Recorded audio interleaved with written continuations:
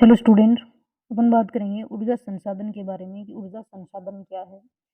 तो ऊर्जा संसाधन वे संसाधन है जिनसे हमें ऊर्जा उत्पादित की जाती है, जैसे चाहे जल विद्युत हो, चाहे बायोगैस वाली हो, चाहे सौर ऊर्जा हो। उस संसाधनों से अपन क्या करते हैं, पावर प्राप्त करते हैं।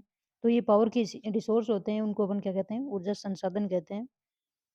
ऊर्जा संसाधन दो प्रकार के हैं, जैसे परंपरागत और गैर परंपरागत। परंपरागत संसाधन वैसे होते हैं जैसे बूढ़े बूढ़े लोगों की क्या होती है, रिवाज होती है, उनको क्या नहीं कर सकते हैं, बदल नहीं सकते हैं। और ये टूटने की कगार पे एकदम खत्म हो चुकी है बूढ़े लोगों की परंपरा। ठीक है। जो संसाधन प्राचीन काल से चले आ रहे हैं, चले तो आ रहे हैं, लेकिन उनके भंडार सीमित हो गए हैं, अब उनकी मानता कोई नहीं है।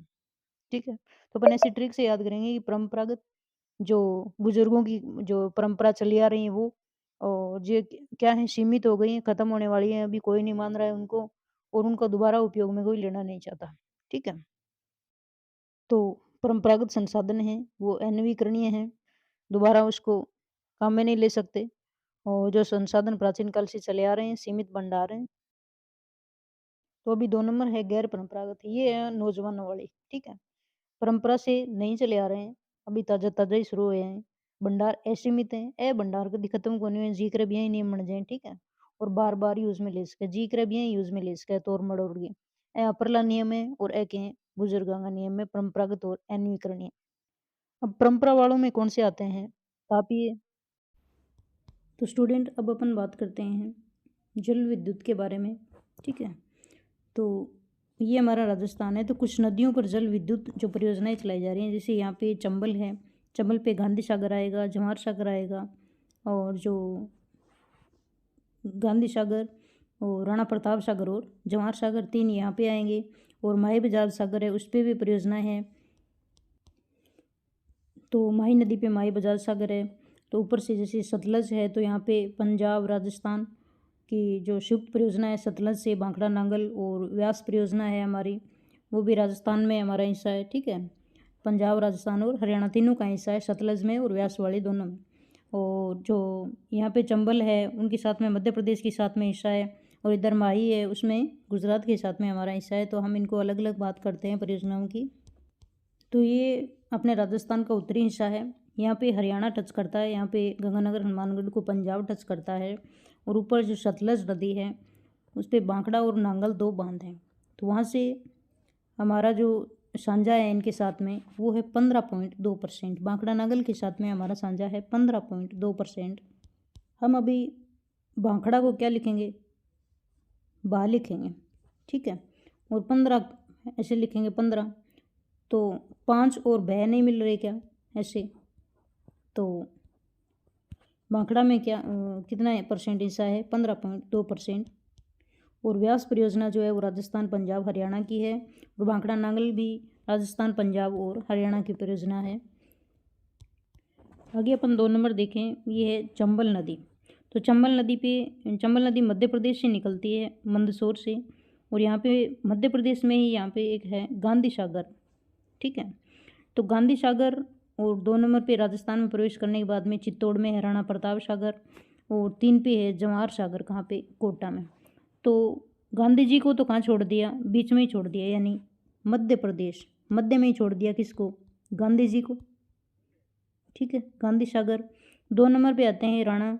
तो राणा जी कहाँ पे, चित्तौड़ में, ये तो चित्तौड़ में ही आएंगे। ठीक है। और 3 पे है जवाहर सागर। ठीक है। तो जवाहरलाल जी थे, वो क्या पहनते थे, कोट पहनते थे। तो जवाहर सागर कहाँ पे, कोटा में। ऐसे अपन ट्रिक से देखते हैं, तो यहाँ पे जो चंबल है, उस पे गांधी सागर, राणा प्रताप सागर, जवाहर सागर, और लास्ट में जाके चंबल पे एक और है करौली में राहू घाट परियोजना, जो राजस्थान और मध्य प्रदेश की है। ये भी राजस्थान और मध्य प्रदेश की है, जिसमें मध्य प्रदेश हमको देता है 50%, यानी बीचों बीच देता है। जैसा मध्य नाम है वैसा ही हमें 50-50 करके देता है। तो 50% हमारा हिस्सा है मध्य प्रदेश के साथ में, 50% मध्य प्रदेश खुद का हिस्सा है इन परियोजनाओं में। और जो राहू घाट परियोजना है वो कहाँ पे है, करौली में।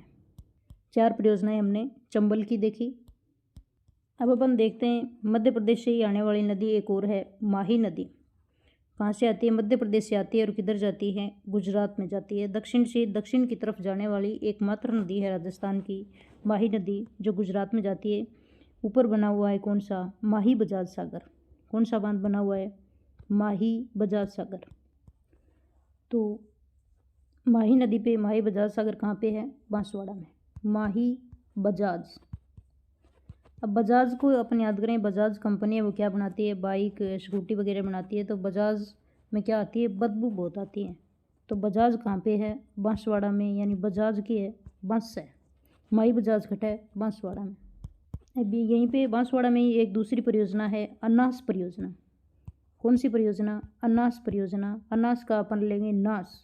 नास में किया हुआ है अपन ने बांस आवा है। बांस क्या गया हुआ है? बजाज की बांस आवा है। ठीक है। तो बांसवाड़ा में 2 परियोजनाएं हैं, अनास परियोजना और माही बजाज सागर परियोजना। तो इधर ही अपन माही नदी पे एक और परियोजना है, जैसे यहाँ पे जो प्रतापगढ़ है, प्रतापगढ़ में है जाखम परियोजना। कौन सी परियोजना? जाखम परियोजना। प्रतापगढ़ को हमने याद कर रहा है ताप से। ठीक है। और ताप की क्या होती है? जोखिम होती है बहुत ज़्यादा। लू लगने की क्या रहती है? ताप की जोखिम रहती है। तो प्रतापगढ़ में कौन सी है? जाखम परियोजना।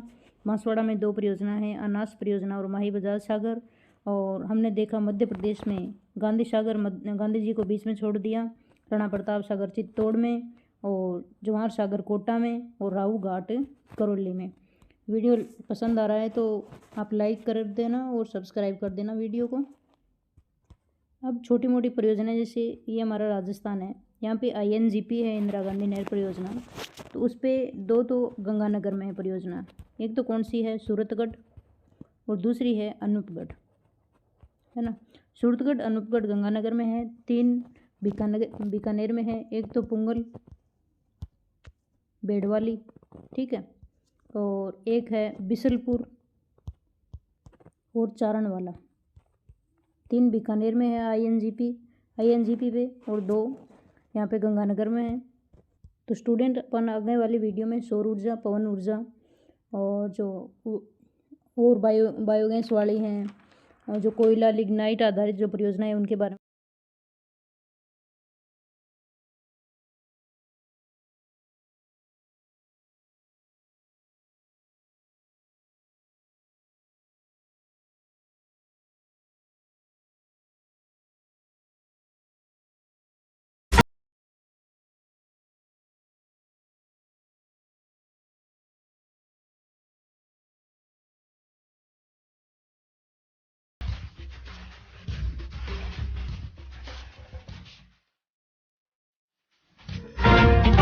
जटाटवी